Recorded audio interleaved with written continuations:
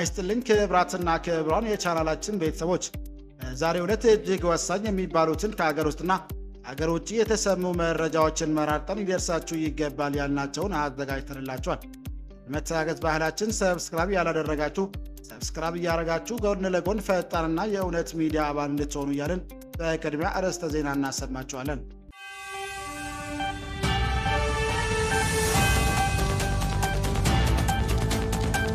ላለፉት 5 ዓመታት ከመንግስት ጋር በጋራ እየሰራ የሚገኘው ኢዜማ ብልጽግና ፓርቲ በነጋዴዎች ላይ እያደረሰ ያለውን አስገድዶ የገንዘብ ማሰባሰብ አጥብቆ ተቃወመ። ኢትዮጵያ ዜጎች ለማህበራዊ ፍትህ ፓርቲ ኢዜማ የብልጽግና ፓርቲ በመጪው ግንቦት ወር ይካሄዳል ተብሎ ለሚጠበቀው 7ኛው ጠቅላላ ምርጫ የሚውል የገንዘብ ድጋፍ ከነጋዴዎች ማህበረሰብ በአስገዳጅነት እየተሰበሰበ ነው ሲል ከሷል። በዛሬው ዕለት ባወጣው መግለጫ ድርጊቱ በአስቸኳይ እንዲቆም ጥሪ አቅርቧል። አብራችሁ ስትቆዩ የምትሰሙት ይሆናል። እንደ ዋዜማና አዲስ ስታንዳርድ እንዲሁም ገለልተኛ የሚዲያ ተቋማትን መዝጋት ሀሳብ ነጻነትና በዲሞክራሲ መርሆች ላይ የተቃጣ ጥቃት ነው ሲል ኢህአፓ ገለጸ። እንደ ዋዜማና አዲስ ስታንዳርድ እንዲሁም ገለልተኛ የሚዲያ ተቋማትን መዝጋት ዓለም አቀፍን የሚዲያ ተቋማትን ፍቃድ መንጠቅና አለሚያዎችን ማዋከብ በሀሳብ ነጻነትና በዲሞክራሲ መርሆች ላይ የተቃጣ ጥቃት ነው ሲል የኢትዮጵያ ሕዝብ አብዮታዊ ፓርቲ ኢህአፓ ገለጸ። አብራችሁ ስትቆዩ የምትሰሙት ይሆናል። ጥንታዊቷ ደብረ ታቦር ከተማ ዓመታት ወደ ኋላ መልሷታል የተባለው ያልተነገረው ውድመት ደርሶባታል። 7ኛው ክፍለ ዘመን እንደተቆረቆረች የሚነገርላት ደብረ ታቦር ከተማ ከ4 2018 ዓ.ም በርካታ አገልግሎት መስጠት ተቋማት ወድመውባታል። በአራት ክልል ውስጥ በመንግስት ኃይሎችና በፋኖ ታጣቂዎች መካከል ከተቀሰቀሰ ከሐምሌ 2015 ዓ.ም ጀምሮ ታይቶ የማይታወቅ የመንግስት ተቋማት ውድመት በደብረ ታቦር ከተማ ደርሷል። በዝርዝር የምታደምጡት ይሆናል። ፌደራል ከፍተኛ ፍርድ ቤት የኢትዮጵያ ብሔራዊ ምርጫ ቦርድ 5 ምርጫ ክልሎች ከትግራይ ክልል ለመውጣት ያስተላለፈውን ውሳኔ ለጊዜው አገደ። አዲስ አበባ የካቲት 19 2018 ዓ.ም ፌደራል ከፍተኛ ፍርድ ቤት የፌዴሬሽን ምክር ቤት 5 የምርጫ ክልሎች ትግራይ ክልላዊ መንግስት ውጭ ሆነው ምርጫ እንዲያደርጉ ያስተላለፈውን ውሳኔ ተከትሎ ኢትዮጵያ ብሔራዊ ምርጫ ቦርድ ያወጣውን መግለጫ የሚያግድ ጊዜያዊ ትዕዛዝ አወጣ። ታደምጡታላችሁ። ተመድ በዳርፋር ለተፈጸመው የጭካኔ ድርጊቶች ጥያቄ ናቸው ያላቸውን 4 የሱዳን ፈጥኖ ደራሽ ላይ ማዕቀብ ጣለ። የተባበሩት መንግስታት ድርጅት የጸጥታው ምክር ቤት ሰላማዊ ሰዎች ላይ የጭካኔ ድርጊት ፈጽመዋል ተብለው በሚጠረጠሩ 4 የሱዳን ፈጥኖ ደራሽ ላይ ማዕቀብ ጥሏል። ድርጊቱ ዘር ማጥፋት ውንጀላም መገለጫዎች እንዳሉትን የተመድ ባለሙያዎች ገልጸዋል። በሰፊው ታደምጡታላችሁ። ክቡራን አድማጮቻችን አብረን ስንቆይ ይህንና ሌሎች ያዘጋጀንላችሁን ወደ እናንተ እናቀርባለን። ድጋሚ ለዚህ ቻናል አዲስ የሆናችሁ ሰብስክራይብ እንድታደርጉ እያልን ወደ ዝርዝር መረጃው አቀናን።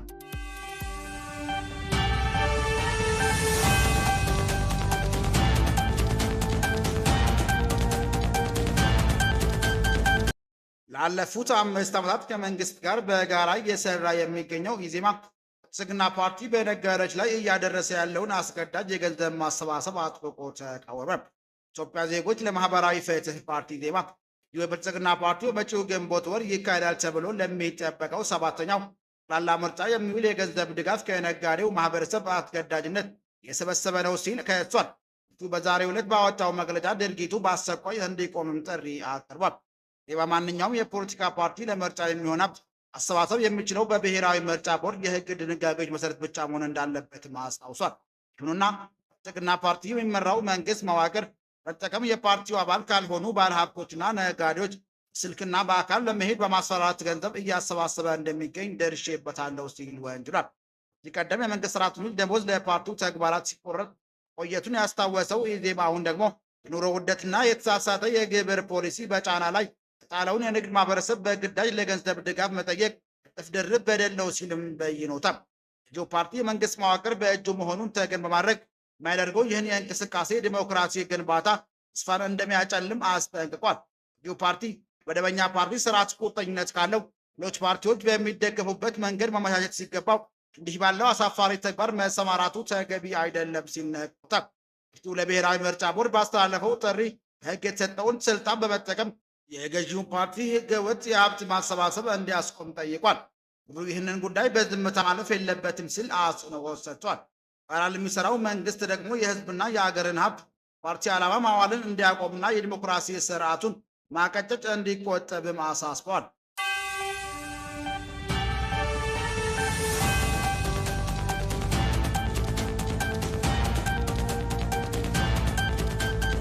እንደ ዋዜማና አዲስ ስታንዳርድ እንዲሁም ገለልተኛ የሚዲያ ተቋማትን መዝጋት ሀሳብ ነጻነትና በዲሞክራሲ መርሆች ላይ የተቃጣ ጥቃት ነው ሲል ኢህአፓ ዘገበ። ለዋዜማና አዲስ ስታንዳርድ እንዲሁም ገለልተኛ የሚዲያ ተቋማትን መዝጋት ዓለም አቀፍ የሚዲያ ተቋማትን ፍቃድ መንጠቅና ዓላማዎችን መዋከብ በሀሳብ ነጻነትና በዲሞክራሲ መርሆች ላይ የተቃጣ ጥቃት ነው ሲል የኢትዮጵያ ሕዝብ አብዮታዊ ፓርቲ ኢህአፓ ገለጸ። ትናንትና የካቲት 18 ቀን 2018 ዓ.ም ባወጣው መግለጫ ሚዲያዎችን እያገዱ ጋዜጠኞችን እያሰሩና እያሳደዱ እንዲሁም ለሲቪክ ምህዳሩን እየከረጨሙ ነፃና ዲሞክራሲያዊ ምርጫዎችን መስበክ በህዝብ ላይ መቀለድ ነው ብሏል። ዲሞክራሲ በንግግሮች አይታወጅም፣ የሚፈተነው በተግባር ነው ያለው የፓርቲው መግለጫ በጣም ሚዲያዎችን ሲዘጉ እውነት፣ ግልጽነትና በመረጃ ላይ የተመሰረተ ምርጫን ይከለከላል። ይህ ጉዳይ አይደለም፣ ጭቆናና አፈና ነው ሲል ገልጿል።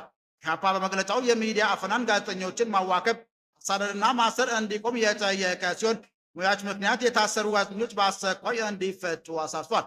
ፓርቲው መግለጫውን ያወጣው የኢትዮጵያ መገናኛ ብዙሃን ባለስልጣን አዲስ ስታንዳርድ የበየነ መረብ መገናኛ ብዙሃን ምዝገባ ምስክር ወረቀት ትናንትና የካቲት 18 ቀን 2018 ዓ.ም ጀምሮ መሰረዙን ማስታወቁን ተከትሎ ነው። ስልጣኑ ባወጣው መግለጫ አዲስ ስታንዳርድ የበየነ መረብ መገናኛ ብዙሃን የሚዲያ ስነ ምግባርን፣ የኢትዮጵያ ህጎችና የሀገርን የህዝብን ብሔራዊ ጥቅም አደጋ ላይ የሚጥሉ ዘገባዎችን በተደጋጋሚ በመሰራጨት ላይ ይገኛል ብሏል።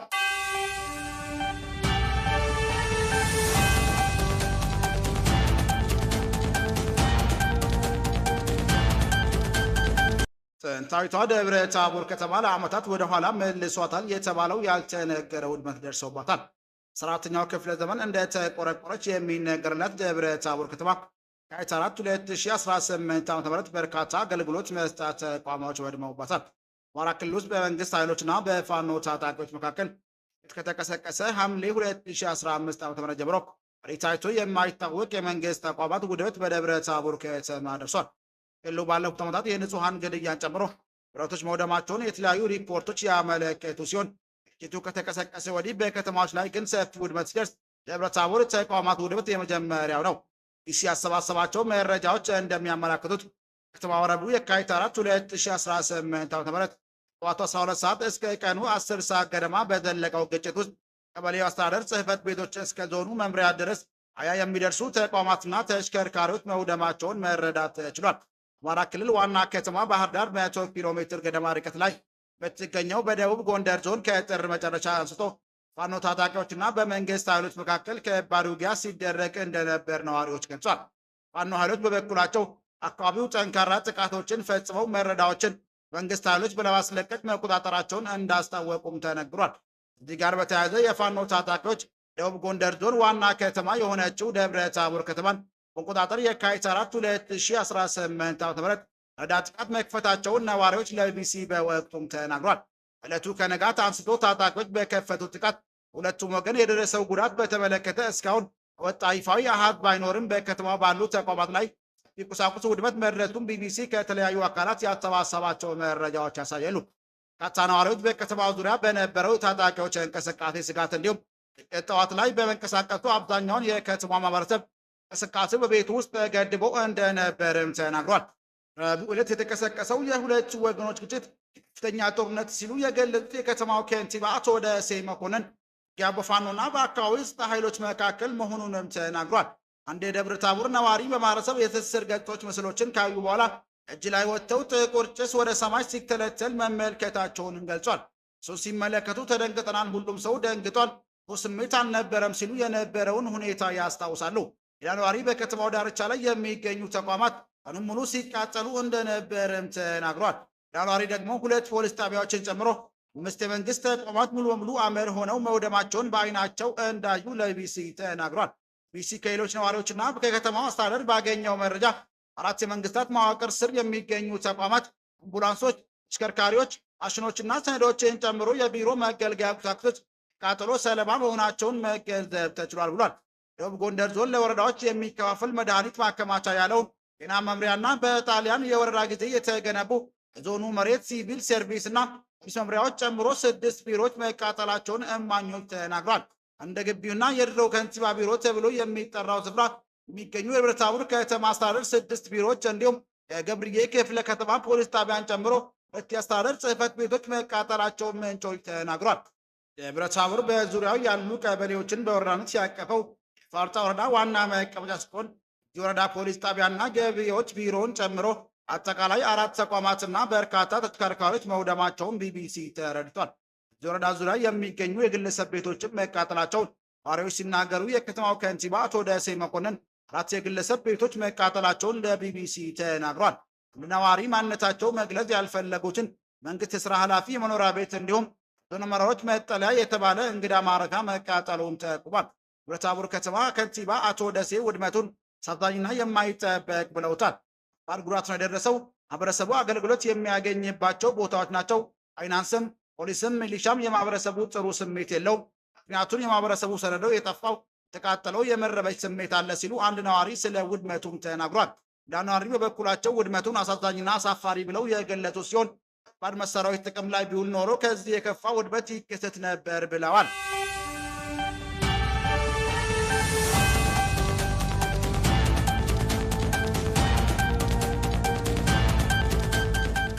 የፌዴራል ከፍተኛ ፍርድ ቤት ኢትዮጵያ ብሔራዊ ምርጫ ቦርድ 5 የምርጫ ክልሎች ከትግራይ ክልል መውጣት ያስተላለፈውን ውሳኔ ለጊዜው አገደ።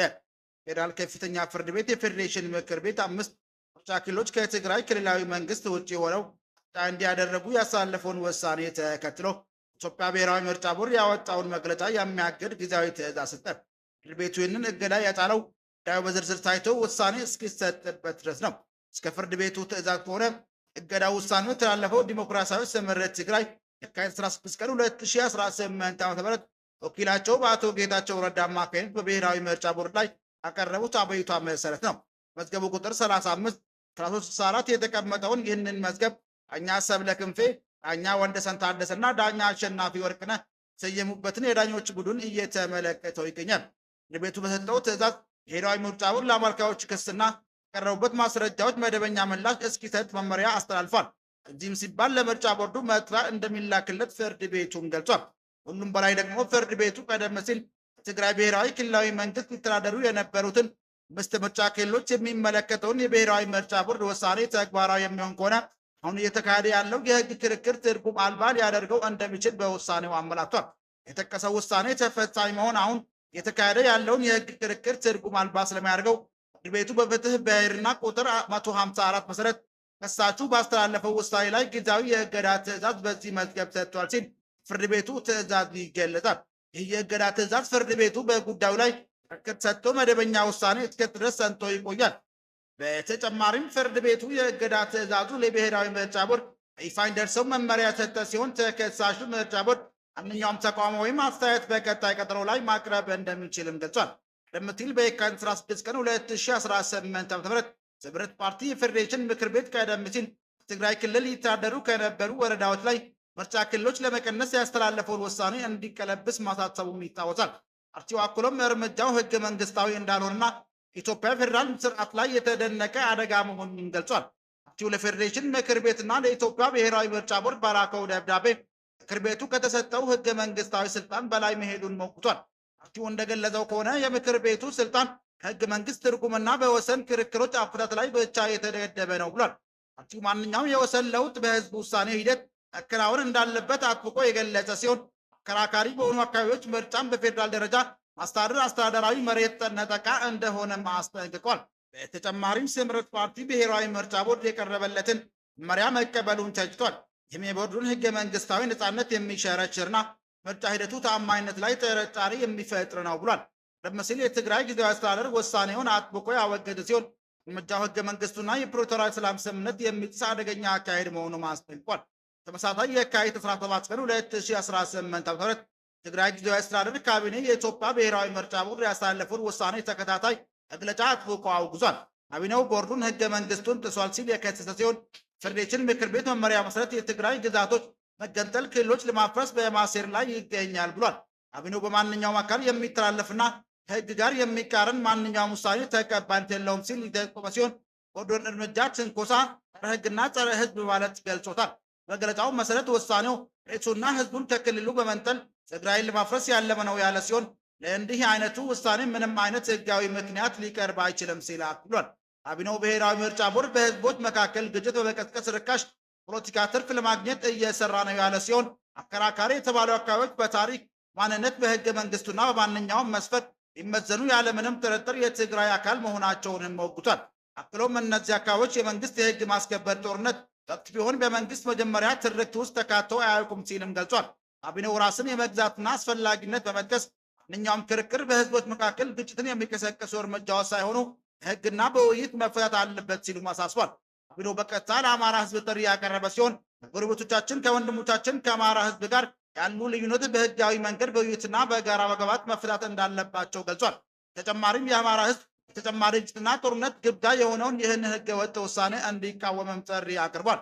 ካቢኔው ሰላም ሁልጊዜም ቢሆን የትግራይ ህዝብ ምርጫ መሆኑን በድጋሚ በማረጋገጥ ታማኝነት ያለው ምርጫ ሊካሄድ የሚችለው ይዘው ያሉ አካባቢዎች ነፃ ሲወጡ፣ ተፈናቃዮቻችን፣ ስደተኞች ሲመለሱ እንዲሁም በላው ክልል ሰላም ሲሰፍን ብቻ መሆኑን አሳስቧል። የተመረጡ ትግራይ ግዛቶች በፈቃድ አሳልፎ መስጠት በህግና በታሪክ የሚያስጠይቅ ተግባር ነው ሲልም አስጠንቅቀዋል።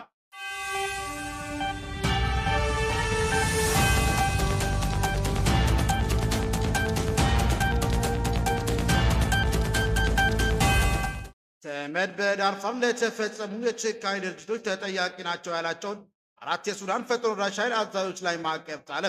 የተባበሩት መንግስታት ድርጅት የጸጥታው ምክር ቤት በሰላማዊ ሰዎች ላይ ጭካኔ ድርጊት ፈጽመዋል ተብለው በሚጠረጠሩ 4 የሱዳን ፈጥኖ ደራሽ ኃይል አዛዦች ላይ ማዕቀብ ጥሏል። ድርጊቱ የዘር ማጥፋት ወንጀላ መገለጫዎች እንዳሉት የተመድ ባለሙያዎች ገልጿል። ጎርጎሮሳውያኑ ከ2023 ጀምሮ ሱዳን መደበኛ ጦር ጋር ጦርነት ውስጥ የሚገኙት እነዚህ 4 የሱዳን ፈጥኖ ደራሽ ኃይል አዛዦች በጥቁር መዝገብ ውስጥ ከተካተቱ በአልፋሽር በነበራቸው እንቅስቃሴ ሲሆን በተለይም ቡድኑ የሰሜን ዳርፋርን ዋና ከተማ በተቆጣጠረበት ጥቅምት 26 በፈጸመው ድርጊት ነው። ዩናይትድ ኪንግደም ባለፈው ታህሳስ ወር በእነዚህ 4 አዛዦች ላይ ማዕቀብ ጥላ የነበረ ሲሆን ማክሰኞ ውሳኔ ደግሞ በተመድ በሚደገፉ የሰብአዊ መብት ባለሙያዎች ባለፈው ሳምንት የቀረበን ሪፖርት ተከትሎ የወጣ ነው። ባለሙያዎቹ በሰጡት ሪፖርት ፈጥኖ ደራሽ ኃይል ለ18 ወራት የቆየ ከበባ ካደረገ በኋላ አልፋሽር የጅምላ ግድያና ሌሎች የጭካኔ ድርጊቶችን መፈጸሙን ገልጿል።